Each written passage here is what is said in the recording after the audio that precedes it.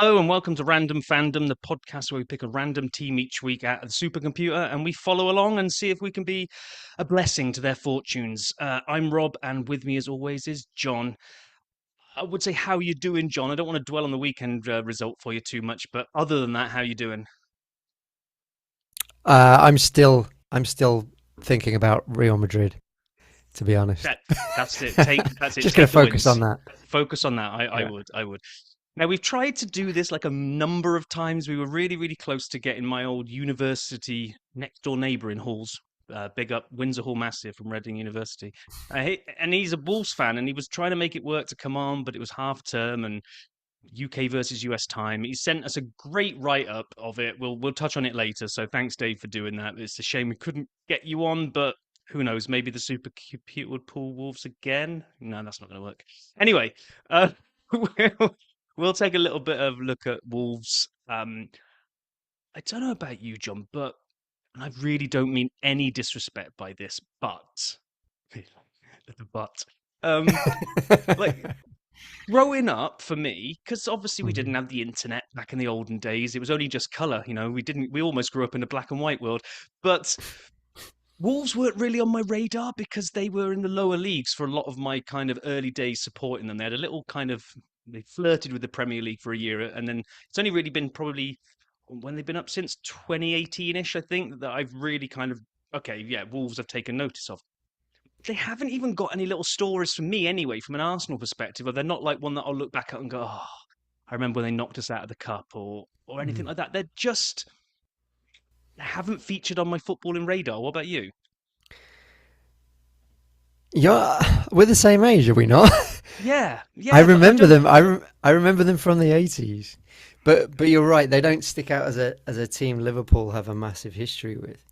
But Yeah, they've always been up there in the 80s, 90s. I mean, they're still around now in the Premier League, aren't they? they Well, are. I mean, they had. maybe not for long. Yeah, well, we'll get to that in a minute. When I kind of look at it, if I look at from when I probably really remember getting into it, so the mid 80s, they were in the old Division Three. Then they were in the old Division Four. Then they came up to three.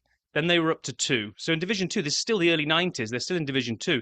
Then I thought they got promoted, but they didn't. It was just Division. It got renamed and it became Division One when the Premier League formed. So they were in there all the way through until 2003. And then they had one season in the Premier League before they dropped away for a number of years again. So I kind of like being selfish. When I was a kid, really only the top flight really existed, which sounds awful to say, but it kind of did. Um, but what I did find really interesting, because then this is why I love doing this podcast, is this made me dig into their history, right? And like Wolves are basically just as old as football. They were in the first ever round of matches held in 1888. They had FA Cup successes in the late 1800s and the early 1900s, three league titles in the 50s, and this is my favourite little story. They inspired the birth of European football, like the Champions League. Everything that we know of it comes from them. Did you see this at all by looking into the Yes, huge data? they played Hunved, didn't they? The Hungarian league winners. Yeah, yeah, it's absolutely nuts. I just got to find there's me look trying to find the story so that I could actually read it Well, out, and I've managed to completely lose it. So, I can tell you the story. well, you go for it, John. Well, it was they just won the league, right? They'd won it in the spring. They beat West Brom to the league championship in 1954, and then so that led on to the game in December 13th of 1954, where they played the English champions as they were. They played the Hungarian champions, Hunved, at Molineux Park, right? And they were the Hunved included six internationals that had just embarrassed England over a couple of games. So they were a very, very good side. And for some reason, the BBC showed the second half of the game, which was Second which half. was second half, right? And probably thankfully for Wolves fans, because they were 2-0 down at half time. So the BBC joined at half time, and their their manager, Stan Cullis, had given instructions to water the pitch because the Hungarians were just far better than Wolves and were outrunning them. So they pretty much waterlogged the the pitch. I mean, some might call that cheating, but they actually ran out 3-2 winners, and they were declared by the British media the world champions, which is a very American thing to do in my eyes. Yeah. But yeah, that led on to the creation of the European Cup. That's nuts, isn't it? It's like I saw that the Gabriel Hanot, French, I guess, if he's the editor of L'Equipe, saw this and the reaction to it, and the champions of the world thing kind of stuck out and was like, huh, Mm. yeah, we should do this across Europe. And it's just crazy to think that a friendly, which I was looking back in it as well, yeah, they were one of the first teams to have floodlights so they could do evening games. And they Mm. thought this friendly against the Hungarians would be a great way of just making back some of the money they'd invested in the floodlights. And that goes on to create like the Champions League, all these things, especially all these Gerrard moments, Istanbul, all this kind of stuff, all happened because because Wolverhampton Wanderers had a friendly with a Hungarian team. And what a game it was by the sounds of it.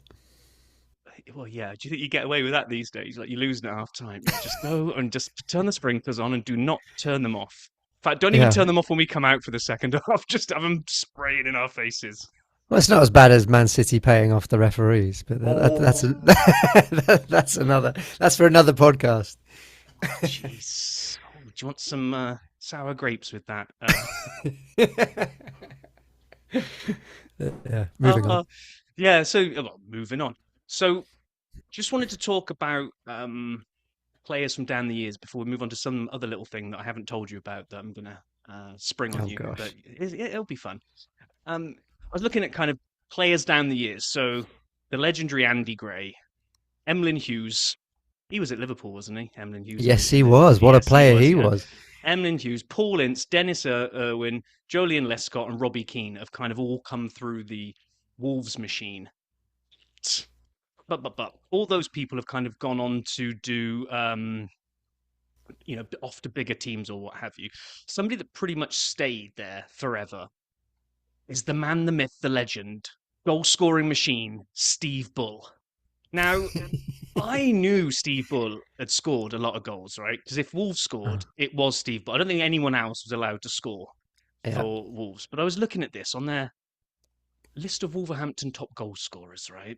In third spot, you got Billy Hartill, played between 1928 and 1935 with 170 goals total Okay. across all Mm. competitions. John Richards was active in 69 to 83 with 194 goals, which also sounds like, and those were done over. Billy was 162. No, actually, I haven't got the number of appearances. 162 league goals, 170 overall. Steve Bull, 1986 to 1999. So second spot has scored 194 goals for Yeah. Wolves. Steve Bull, 306. Bloody hell. Bloody hell. I remember him. Like, yeah, incredible. What a Just, scoring stat. it Less than really Ian is. Rush, though, I have to say. Oh, Just have to put it out there. Yeah. well, I mean, what I didn't have on here was the list of appearances, which I always wanted to work out how many he'd done that over, because he's got in Division 4 in 1987 to 1988 season, most goals in a season. He scored 52 goals in a season. So Gee, of his 306, 52 of them were in one season. I mean, that is just like he could probably shut his eyes and swing his leg, and he scored a goal. that's insane. It is.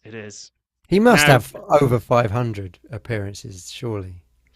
That's I an hope, in a way, incredible. I kind of hope that he hadn't got too many more than 300 and something, because that would be a phenomenal strike rate. But right, so here we go. This is where Mhm. went off down a little bit of a rabbit hole, kind of looking at these things. Let's see if this works. If I play this, have a listen to this.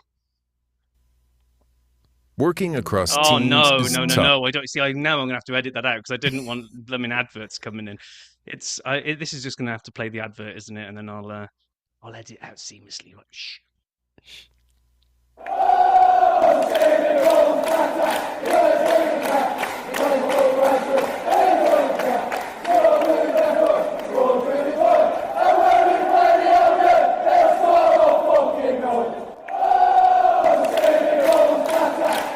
You got any idea what Stephen Bull is? Stevie Bull's I can you even All I hear what heard this was is? them slagging off Albion. Yes, yeah, there is a little bit of a rude word there for the Albion, but apparently, Yeah. here we go again. Stevie Bull's and you got to listen for the word.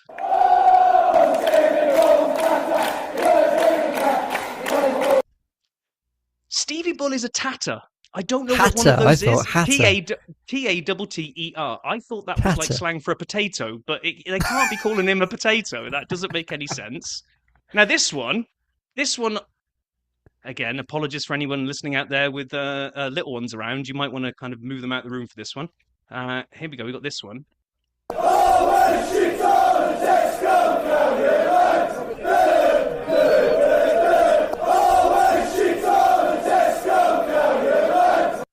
Now, this one, did you get it? Did you hear what it was? Always shit on a Tesco carrier Bag. Yes. bag. A Tesco carrier bag. What? What? What? This And is not this and is not and not just occasionally. No. Always. always, always. I mean, Wow. And then, yeah, like you mentioned, we've got the rivalry with West Bromwich Albion. Yeah, so they hate Albion. But there was just this. It was a YouTube thing. It's Wolverhampton Wanderers fan chants, and there are loads of like 75 chants, and I won't go on all of them. There's all the classics, like when the Wolves go marching in. I mean, almost every club has some Right. sort of version of them going in. They've got, where is it? I love. Maybe we should do a whole episode on just fan chants at some point, because there was one. Right, this. I assume it's away, and they're playing a big team, because we get the classic.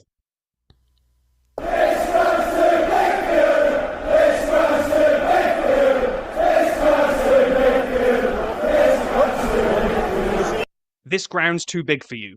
So obviously the home fans didn't bring too many fans on that one. On a similar vein is the one called That's a My good Garden. On the other similar vein is one called My Garden Shed. Oh, that one's not gonna. I have to rate my YouTube experience before I can hear it. Here we go.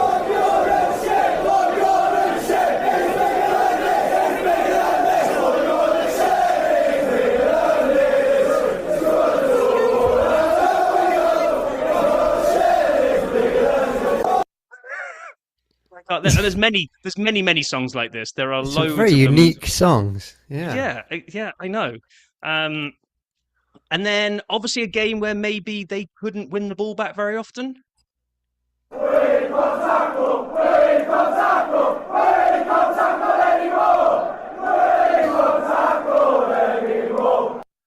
We can't tackle anymore. I mean,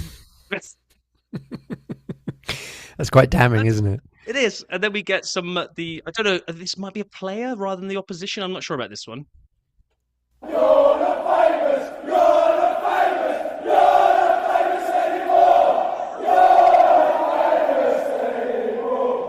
Someone's not famous anymore, but it's like I say, there are just loads of them. Now this one, it's about Peter Crouch. I don't know who Wolves would have been playing. Obviously, someone Peter Crouch, maybe Stoke, maybe, but you have to be of a certain age to understand the person they're comparing him to.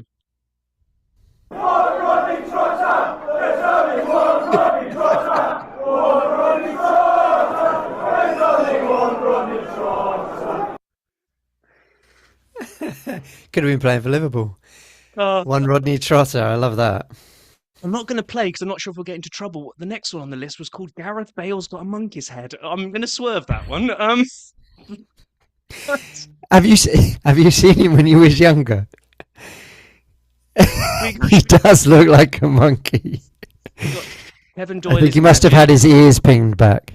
Oh, dear. When he got older. Oh, don't. We got to swerve that one completely. And then apparently one that I found on the Reddit channel, and this is the last one I'll do, is apparently dubbed as one of the most, just a rubbish chant that everyone used to sing about Ebanks Blake. I remember Ebanks Blake, but it was just this.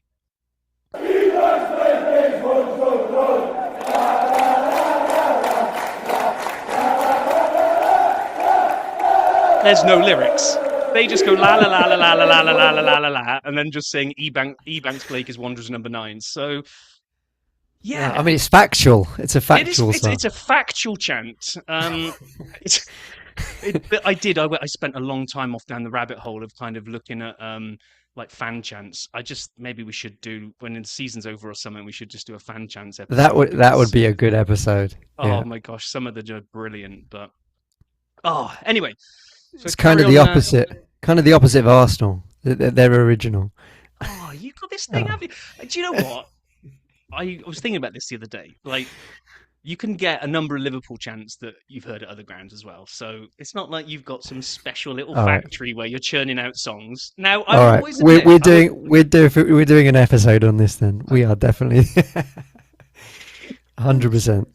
my favourite that couldn't find on there, but there's the good old accusations of a referee. The referees Hmm. are yeah. We all know how that one goes. But then what I hadn't heard was, again, I found it on the Reddit, but I couldn't get the clip, was then, and straight away after singing that, the referee gave Wolves a free kick. So they start cheering the free kick, but saying, "You're still a massive," even though he's. I love football fans. Football fans and chants Yeah. are just brilliant. Anyway, what's not so brilliant is Wolves' current predicament, if we bring ourselves up to date, as we kind of pick them.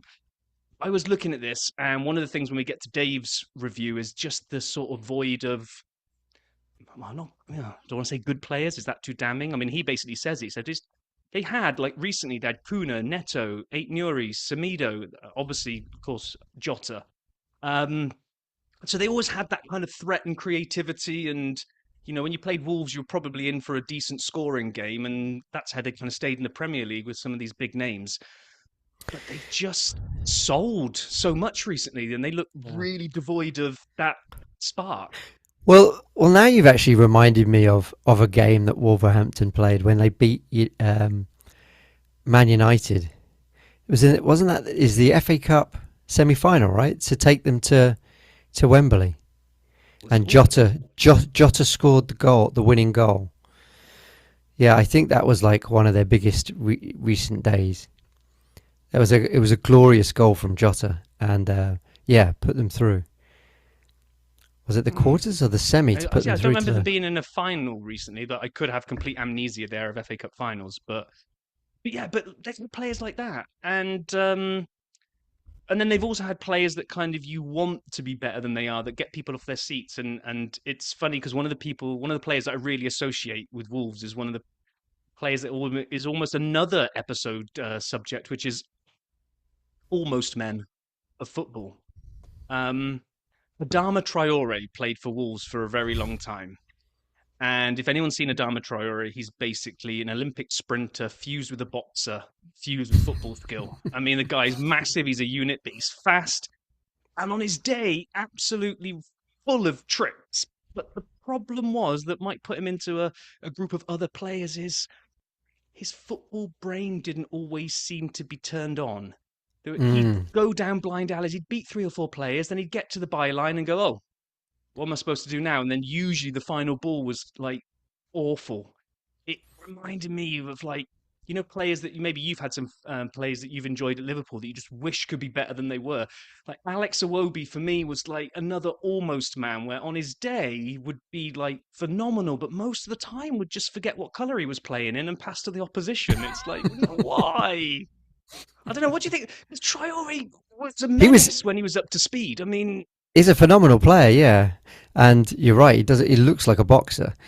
But he was linked with Liverpool. But I think there's just no end product because he's fantastic running down the wing, and then yeah, he forgets to cross the ball, or he it just just keeps all goes going. wrong in the final Just third.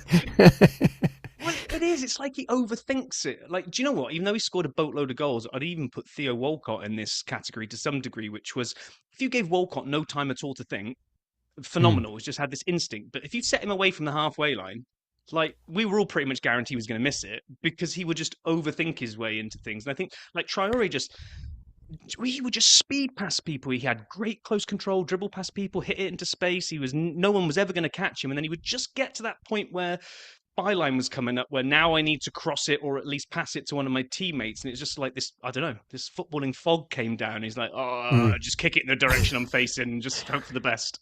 Have you heard of And I Paul know. Stewart? Paul Stewart was like that for Liverpool. From my memory, anyway. But So here it is. Diego Jota scored a memorable goal for Wolves against Man United in the 2019 FA Cup quarter final. quarterfinal. So Okay. it was to get them into the semis. I knew I wasn't going mad. No, no, good skills. Well remembered. I kind of knew it probably wasn't a uh, final. Um, so yeah, okay. Anyway, so as we kind of drew them out the hat, it's fair to say they're not having a fantastic season this year. So I was kind of, oh, this is really going to put the random fandom magic to the test. And I watched the game. It's going back a couple of weeks now because, like I say, we were trying to get Dave on and couldn't make it work. But they were playing at home to Burnley, and Fleming had scored in the 14th and the 30th minute to put Burnley 2-0 up away at Wolves. I was like, oh, God, the random fandom magic isn't strong enough for this. And then before half time, Strand Larsen gets a penalty. Munetzi then scores in stoppage time. So we go into the break 2-2. And I'm like, hang on a minute. Hang on a minute. Second half, Wolves were all over them. I was just absolutely waiting for the winner so I could text you and go, John, we've done it again. But we didn't. All Um, good things come to an end, don't they? they do. And if Wolves stretched stoppage time to get the equaliser in the first half, then stoppage time was not their friend, and in the 90th plus 5, they conceded and lost. Oh, do you know what? It makes I do get invested in these teams, and I do sort of start watching things, and I'm like, hey, this can happen. And I mean, I was all in. I was all in on Wolves pulling that one out the fire, but it wasn't to be. And I'm not poking fun at Wolves here because Dave's going to mention it when we go over his thing here, but we look at them now, 11 games in, as we stand here today recording. No wins, 2 draws, 9 losses, 7 goals scored, 25 conceded. So they've got 2 points with a minus 18 goal difference. People are already, and I know we're only 11 games in and we still got, 27 to go, but people are already starting to pull out the Derby, Swindon, those types of comparisons. You know, Southampton last year just evaded going down with the lowest points total ever, I think. Hmm. I can't remember what it is. Is it 8 or 9 points? It's single digits, isn't it? Or is it I thought it was 11? 11. It could be 11. It could be 11. Mm. Um, I, Wolves are better than that, aren't they? Can you see them turning this around? Because there's talk I of don't Edwards know, but coming in. I want Liverpool to be playing them immediately. So that would be a nice game. That's not coming up soon. Surely they got to beat Derby's. It's Derby's record of 11. I'm pretty It's sure Derby's record of they've got 11. to beat Yeah, that, haven't they? Come on, surely. they've Yeah, I got mean, to. I it mean, was it was almost a great fight back. I presume they're going to be changing manager yeah. soon. There was talk of what's his name? Is it Edwards at Middlesbrough? Wasn't he the old Luton? Let's have a look at this. Let's have a look at through the magic of Google. It's yeah, Rob Edwards. Rob I think he Edwards. was stood down. He was stood down from. Oh, here we go. I really should check things before we press record. Apparently, Rob Edwards agreed a deal to become Wolves head coach. Oh, Um, there you go. so they were going to what's Borough? Wolves will pay around 3 million in compensation to Borough to remove Edwards from his 3-year contract there that he signed in June. He's only been in Borough about 5 minutes. Hang on, didn't he announced at Borough that it was like we've got a long project here. I only want people at the club who that it means something to, and then ditches them. Yeah, yeah, That's it looks like it. nicely Yeah, done. nicely done. So I don't know. You do get new manager bounce from time to time. I'm He's a kind good of looking. manager. He is. Yeah, He is. yeah. I mean, I was looking at the table, and for a while I was thinking that the whole uh, 3 that came up might not go straight back down. But Sunderland aside, who I've got to be honest, I was yeah, okay, I was gutted they equalised in the last minute against us, but massively impressed by their sheer organisation, determination, and just physicality. I think Sunderland are going to be fine. So they sit there after 4 games in fourth. Sorry, after 11 games in fourth position, Sunderland. But the other two Burnley and Leeds are like sliding right down. West Ham are surely going to get out of trouble. Forest, you would have thought, are going to get out of trouble. So Wolves have got a little bit of a job on their hand. Edwards has got to get that turned around pretty quick because these types of things become a habit before you know it. And you're the other side of Christmas and you're still points adrift. And yeah, I don't know. It's He did a great job at Luton. He did. Um, but yeah, it's a big gap, isn't it? 8 points, 8 points behind West Ham. In um, that, I mean, that is a big uphill climb. But it's early on, so It he's is got early on because if time. you look at it, it's what 11 to be. So 10 is Burnley and West Ham. 11 is what you'd probably then say is kind of safety. That's 9 points. That's 3 games. 27 games left, and there's a 3 game swing needed, but not exactly in relegation conversation right now. I mean, the form isn't fantastic, is a putting it mildly. But you would have thought a team of Wolves. The only thing I could say though is there's um, maybe Strand Larson has got the goals in him. They always say that the sides facing relegation need a goal scorer. You need to have Mm. someone who's putting it in the net down the other end of the pitch. So we shall see. But let's have a look. We've got 5-6 minutes left. Let's just quickly go over Dave's Wolves background. Um, so he said, how did he find Wolves? Short answer, like many of us that support teams, it's my dad. Family is Welsh, but moved to Birmingham in the 50s. And as a young lad, my dad didn't want me to say Swansea when asked at primary school who I supported. So they just went for local rather than kind of go for like glory fans going for Liverpool and Manchester United, he says. So he could have gone down that route. He's ended up with Wolves. His favourite memory, 12-year-old lad watching them win the Sherpa Van Trophy. Oh. Well, well, he didn't want the glory, did he? So, Well, it's a day out at Wembley. Like I was saying to when I went with my uni roommate to go and watch Cheltenham Town in the whatever it was, FA Trophy, FA Vase, and like you all sit on one side of Wembley with the cameras on the other side because they can't fill it. But it's still a day out at Wembley. He said then is one of his other favourites is more recently. A lot of his in-laws are all Bolton fans, and they beat them 5-1 in their last season in the Championship. So, and they went there. He took his daughter to Molineux. So, that parent-kid bond. I think there's always good things there.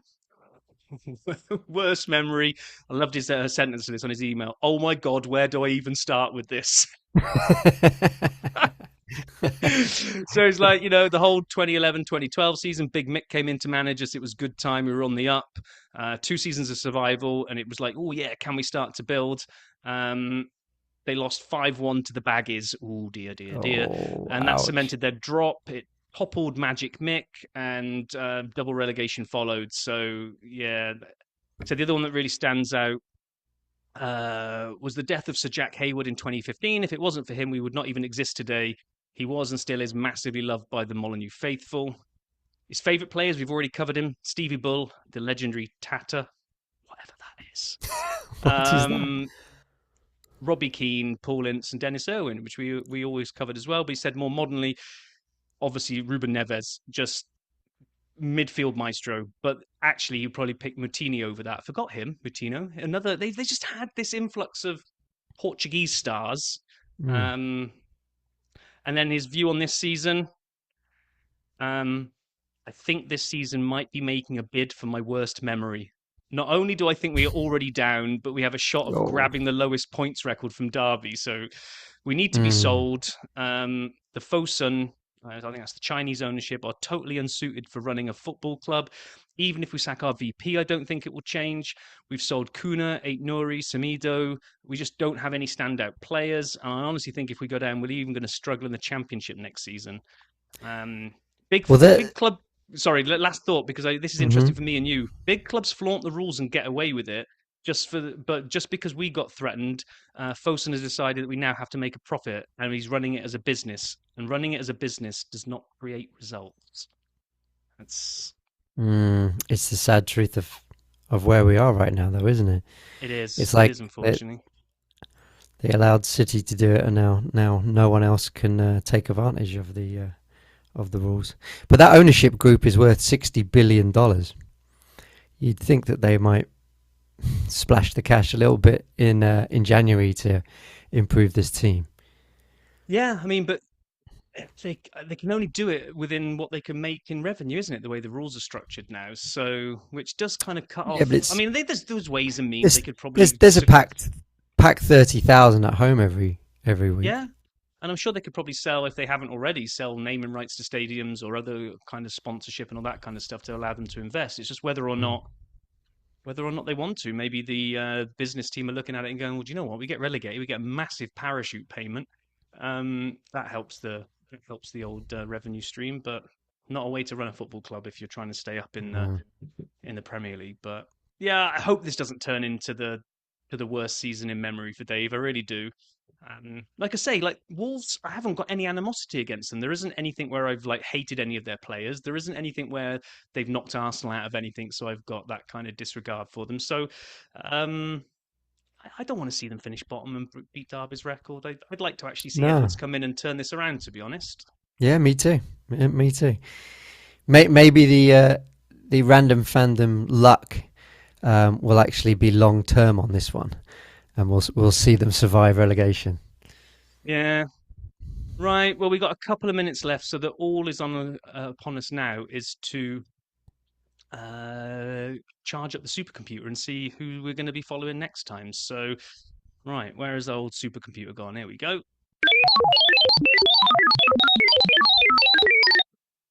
Right, from Wolverhampton Wanderers to, oh my God. Now, if you say you know somebody from this team, I'm going to call Mhm. liar. If we can't get anybody for this, we might have to draw again because we've got all the way down to the National League North here. Oh boy, who we got? Worksop Town. I, Come on, Worksop. I, I can safely say I don't know a Worksop fan.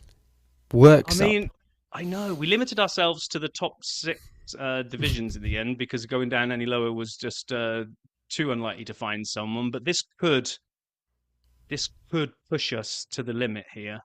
Why Um, why why why don't you choose another team and then we could go for both and we could try and get a fan for either. okay, we're going to cover it just in case. So come on, Worksop. This is all on you guys to find a fan. But if not, let's just go and quickly redraw. We're gonna See, get another North. have to do it. Okay.